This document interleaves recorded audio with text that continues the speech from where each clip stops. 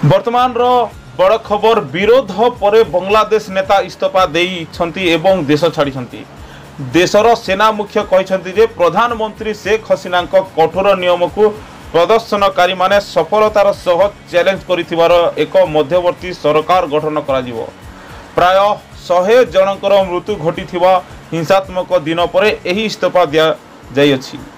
प्रधानमंत्री शेख हसीना इस्तीफा दे देश छाड़ी पलाइबा परे सोमवार दिन बांग्लादेश राजधानी रास्तारे जबरदस्त जनसमागम होइथिला।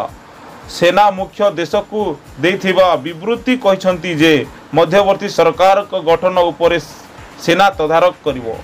2009 मसीहारू 76 वर्ष श्रीमती हसीना बांग्लादेश को शासन करथिले।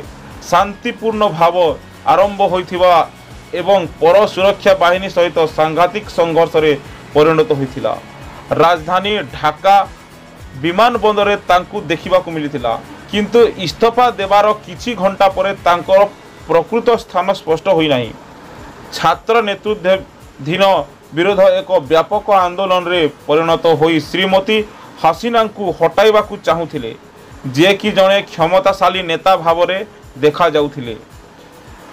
रविवार विरोध सबुठारु मारात्मक दिन बांग्लादेश सुरक्षा बाहिनी एवं प्रदर्शनकारी मध्य संघर्ष प्राय 100 जनकर मृत्यु होइथिबा सूचना मिली।